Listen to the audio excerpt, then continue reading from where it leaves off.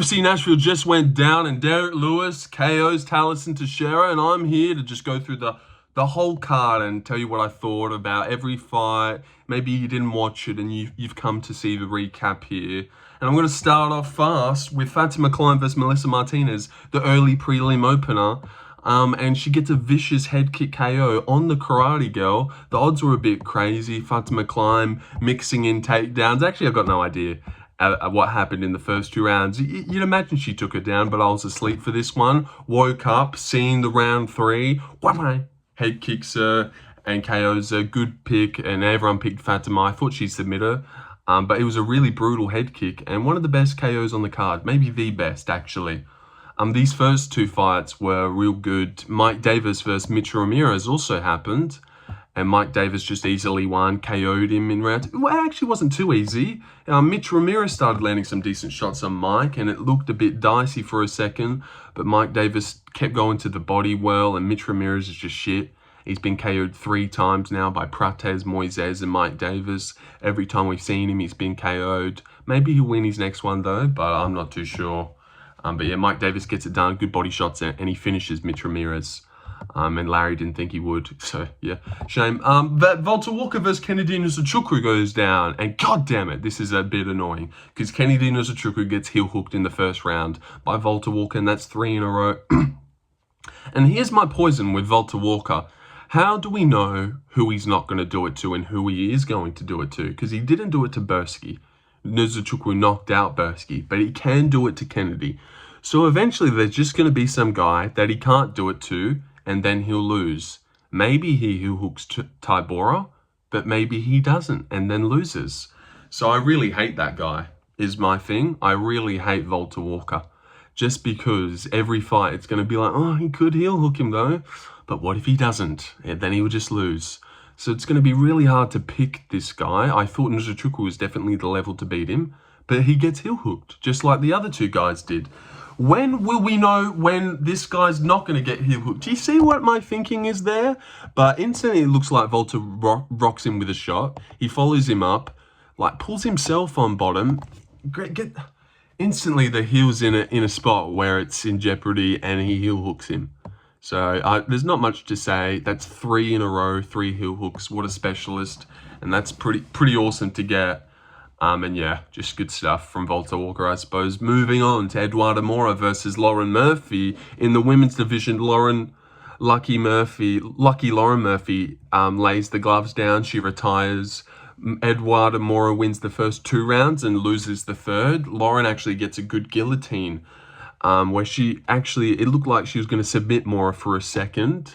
Nothing happened. This fight was shit. Easy win for Moura, who's way younger, and Lauren Murphy's terrible and shit and old and an addict. No need to throw that in there, but she is. Used to do drugs and smoke a lot of cigarettes. But that's okay. Eduarda Moura, though, so she wins the first 2, loses round 3. But this is my main takeaway from this thing. You might not have seen this moment happen, but after the fight, the scorecards get announced. Lauren's like, shit, didn't win. Then Eduarda Moura goes up to her and goes, hey, Brazil, and a lot of stuff, Brazil. And then Lauren Murphy replies with, I don't know what the fuck you're talking about. I don't know what the fuck you're saying, but yeah. Which is really funny, which I thought was really funny. And they actually caught that on the mic as well. So go back, if you want, go back to when Eduarda gets a hand raise. She goes up to Lauren Murphy, speaks Portuguese. Lauren's got no idea what she's saying. She says, yeah, I don't know what the fuck you're talking about, thanks. Or I don't know what the fuck you're saying. I can't understand a word you're fucking saying. That's what she said, which was funny.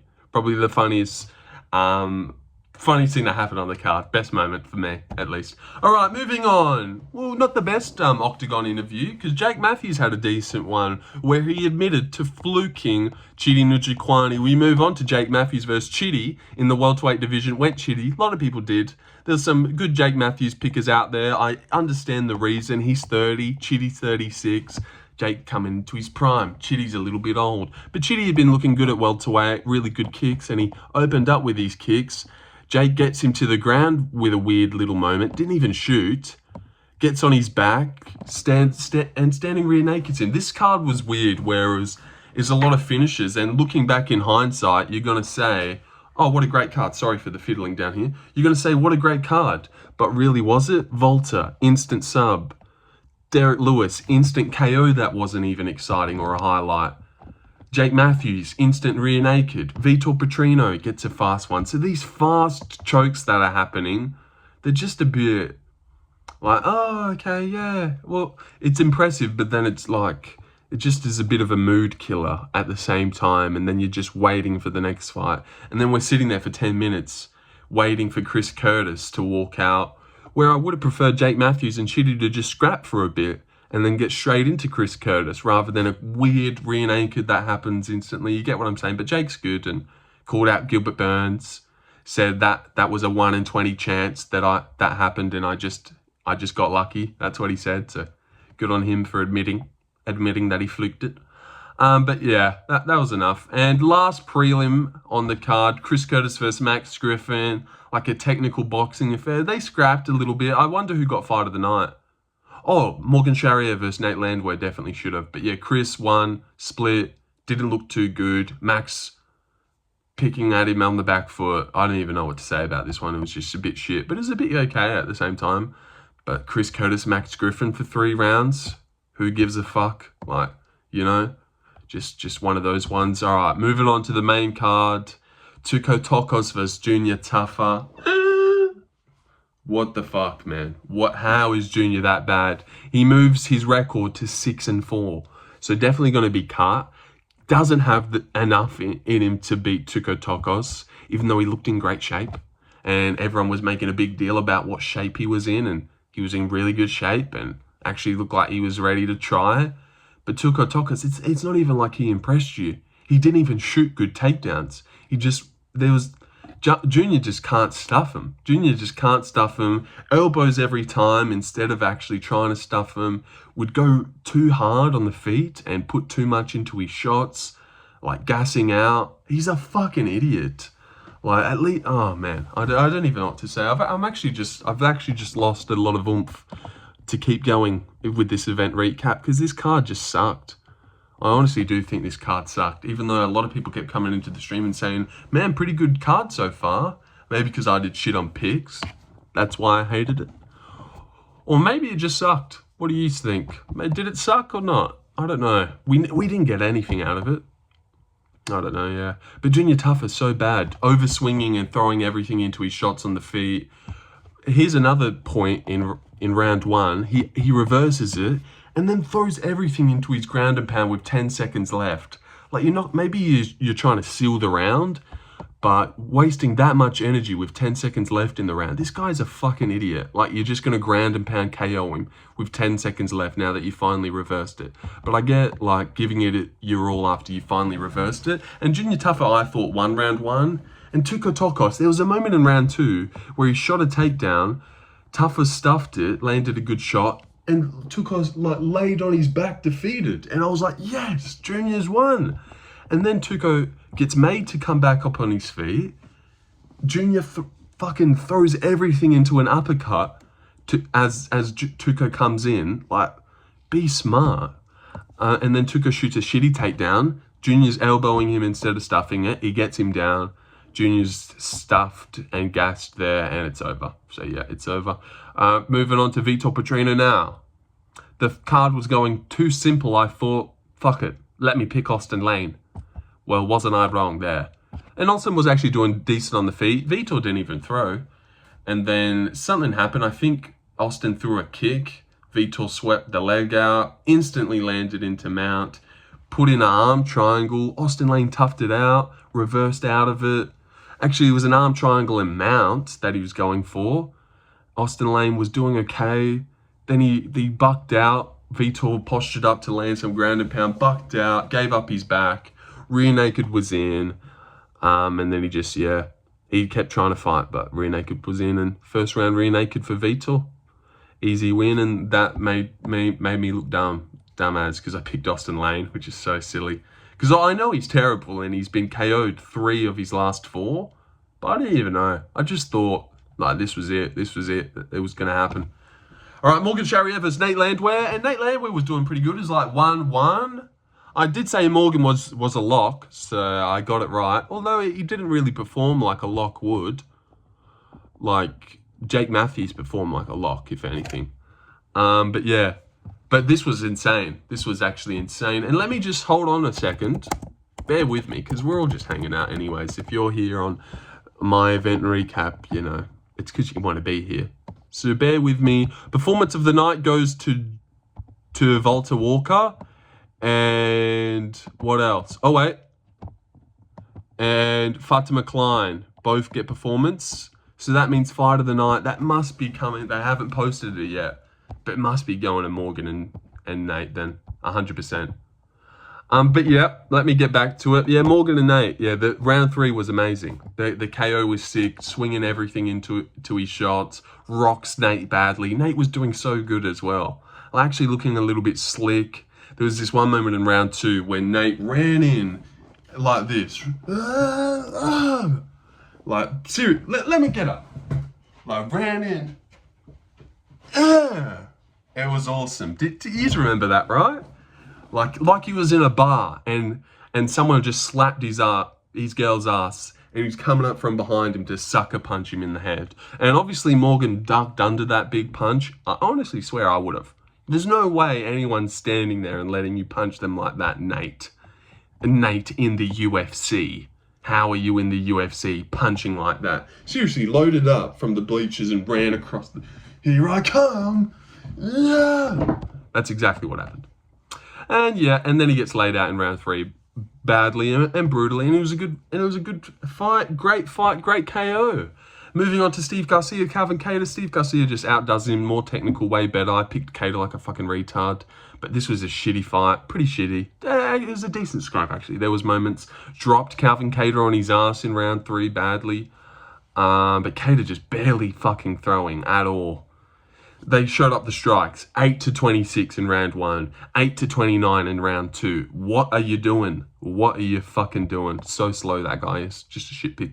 But moving on. Who cares about that one? Moving on, the whole main card was shit, honestly. Morgan versus Nate went to war. Vitor, Austen Lane, boring as. Steve Garcia, Calvin, that was boring. Bonfim, Wonderboy sucked, and a robbery. And Derrick Lewis got an early-ass stoppage. But yeah, Bonfim versus Wonderboy in the co-main. And definitely, this might be what you've come to hear. Definitely, brutal robbery. Wonderboy definitely won. Rounds 2 and 3. It couldn't be more clearer. There's not even a...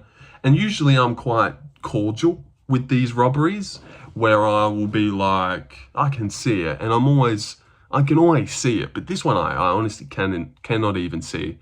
Like, I get it if you're just a terrible judge. But Wonderboy definitely won. Round 2 and 3 on damage. Round 2 he wobbled him. Round 3 he was landing all the better shots, stinging him with good ones. Landed a good head kick in round 3 as well. And Bonfim would get him down for a second. Wonderboy would pop right back up. Legit get him down for 1 single second. Hold him against the fence. I cannot believe that they gave it to Bonfim. Especially because everyone's multis had Bonfim. They would have had to pay out a lot of guys giving that decision to Bonfim. So I don't know why I get not wanting to kill the prospect and... who cares if Thompson wins that one? He's old. We know he doesn't beat the top guys, but we know Bonfim fucking doesn't beat the top guys now. So still, what's the point? But yeah, round 2, clear as day, Bonfim loses. He was even maybe winning round 2, but then Wonderboy head kicked him and wobbled him. And then round 3, it was a close round, obviously, but just with a clear winner. And I don't even know how the judges watch Bonfim look visibly not winning the striking, having to hold Wonderboy and think he's winning. Everyone at home thinks Wonderboy won, except for the people actually judging it. But that's what happens all the time. Just everyone at home can score the fights, except for the people actually hired to do it.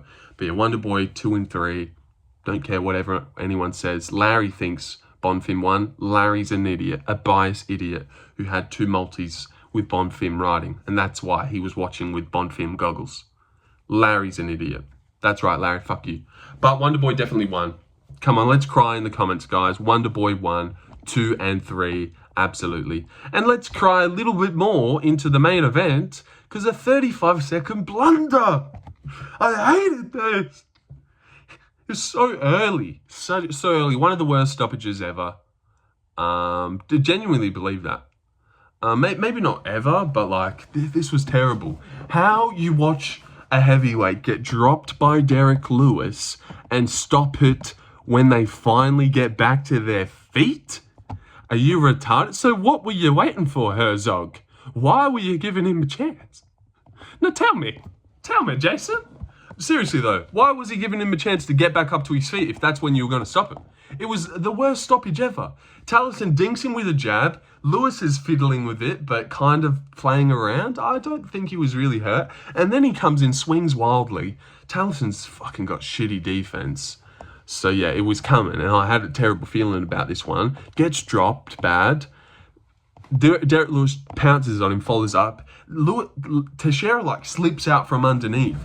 Lewis doesn't even land that good of clean follow-ups. He's like a lot to the side of the ear.